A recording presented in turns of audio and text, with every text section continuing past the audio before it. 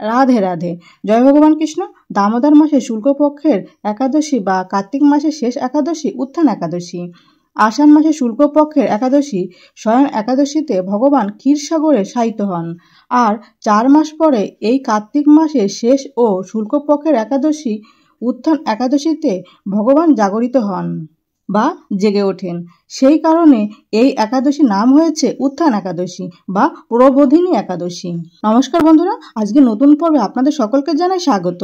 আজ আমরা জানবো স্বয়ং ভগবান কৃষ্ণ ধর্মরাজ যুধিষ্ঠিরকে বলা উত্থান একাদশীর ব্রত ও মাহাত্ম্যর কথা।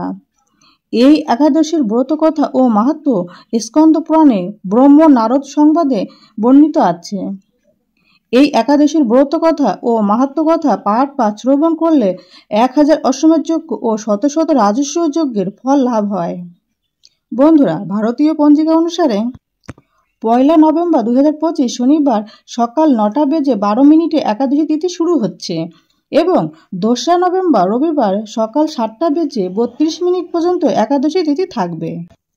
2 নভেম্বর রবিবার নিম্বাক ও ইস্কন মতে উত্থান একাদশী পালিত হবে এবং 3 নভেম্বর সোমবার সূর্যোদয় থেকে সকাল 9:59 মধ্যে একাদশীর পালন করে নিতে হবে এবং 1 নভেম্বর শনিবার স্মার্ত ও গোস্বামী মতে উত্থান একাদশীর উপবাস পালিত হবে।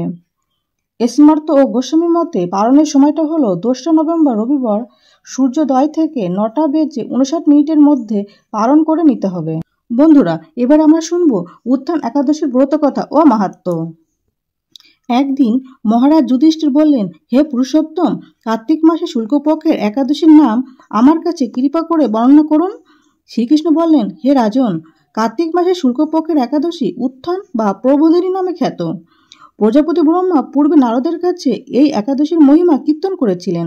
এখন তুমি আমার কাছে সে কথা শ্রবণ করো।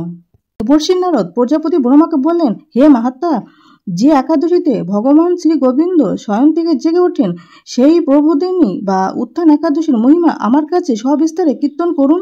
ব্রহ্মা বলেন, হে নারদ, উত্থান একাদশী যথার্থ পাপনাশিনী, পূর্ণ প্রবোধিনী ও মুক্তিপ্রদায়ী। এই একাদশীর ব্রত নিষ্ঠার সাথে পালন করলে 1000 অশ্বমেধ যজ্ঞ ও শত শত রাজস্ব যজ্ঞের ফল অনায়াসে লাভ হয়। জগতে দুর্বল বস্তুর প্রাপ্তির কথা আর কি বলবো। এই একাদশী ভক্তি পরায়ণ ব্যক্তিকে ঐশ্বর্য, প্রজ্ঞা, রাজ্য ও সুখ প্রদান করে। এই ব্রতের প্রভাবে পর্বত প্রমাণ পাপ রাশিও বিনষ্ট হয়ে যায়। যারা একাদশীতে রাত্রি জাগরণ করেন তাদের সমস্ত পাপ ভস্মীভূত হয়। শ্রেষ্ঠ মুনিগণ তপস্যার দ্বারা যে ফল করেন এই ব্রত উপবাসে তা পাওয়া যায়। যথাযথভাবে এই ব্রত পালন করলে আশাতীত ফল লাভ হয়, কিন্তু অবিধিতে উপবাস করলে স্বল্পমাত্র ফল প্রাপ্তি হয়। যারা এই একাদশী ধ্যান করেন তাদের পূর্বপুরুষেরা স্বর্গে আনন্দে বাস করেন। এই একাদশী উপবাস করলে ব্রহ্মা হত্যাজনিত ভয়ঙ্কর নরক যন্ত্রণা থেকে নিস্তার পেয়ে বৈকুণ্ঠ গতি লাভ হয়। অশ্বমেধ যজ্ঞ দ্বারাও যা সহজে লাভ হয় না। তীর্থে স্বর্ণ প্রভৃতি দান করলে যে পুণ্য অর্জিত হয় এই উপবাসের রাত্রি জাগরণে সেই সকল অনায়াসে লাভ হয়ে যায়। যিনি সঠিকভাবে উত্থান একাদশী ব্রত অনুষ্ঠান করেন তার গৃহে ত্রিভুবনের সমস্ত তীর্থ এসে উপস্থিত হয়।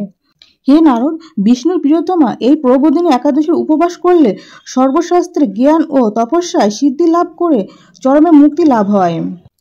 যিনি সমস্ত লৌকিক ধর্ম পরিত্যাগ করে ভক্তি সহকারে এই ব্রত উপবাস করেন তাকে আর পুনর্জন্ম গ্রহণ করতে হয় না। এমনকি মন ও বাক্য দ্বারা অর্জিত পাপ রাশিও শ্রী গোবিন্দ চরণে বিনষ্ট হয়ে যায়। হে বৎস, এই ব্রতে শ্রদ্ধা সহকারে শ্রী জনার্দনের উদ্দেশ্যে স্নান, দান, জপ, তপ, কীর্তন ও হোমাদি করলে অক্ষয় ফল লাভ হয়।